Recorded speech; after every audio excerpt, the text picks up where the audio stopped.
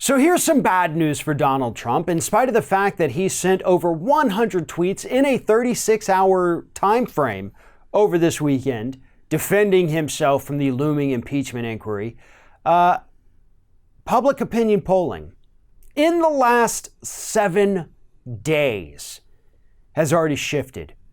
Most polls show that a plurality of people in this country do support the impeachment inquiry. A couple show that a majority support the impeachment inquiry. And those that actually have it tied for and against, last week they were all most against, a few for.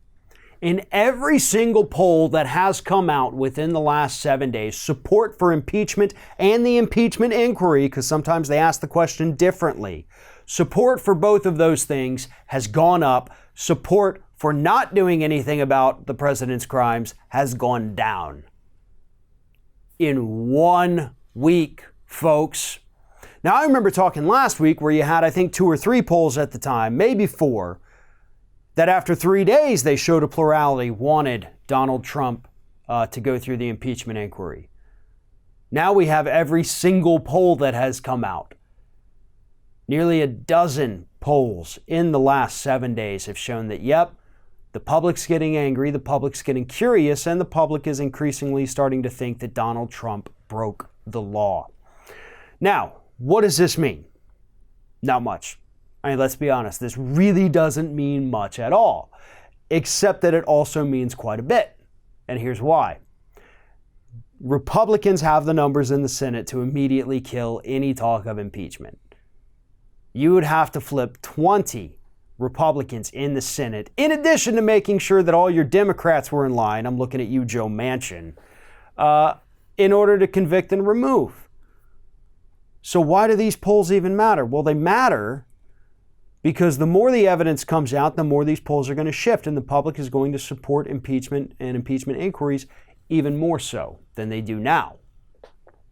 If that support for the impeachment inquiry is not matched by, say, a Republican senator representing a state like, South Carolina, then that senator, Lindsey Graham, is going to suffer. They're suddenly going to find themselves at odds with their own constituents, and not just on, the big issues like healthcare and climate change and things like that. They're going to find themselves at odds with their own constituents about the future of the Republican Party. And their poll numbers are going to start to dip. And that, I believe, is when we could start seeing Republicans flip. Are we going to flip 20? I'd like to be optimistic and say yes, but I'm going to be realistic and say absolutely not. But we will flip some. And these polls, with how fast they have shifted, are a very good indication that at least some Republicans are going to feel enough pressure from their constituents to flip their position and vote to convict. Thanks for watching, everybody. And don't forget, if you like what you see here, like, comment, share, and subscribe to our channel. And now you can also become a member of Ring of Fire and get exclusive early access to certain Ring of Fire videos all throughout the week. Just click on the little join button right below the video.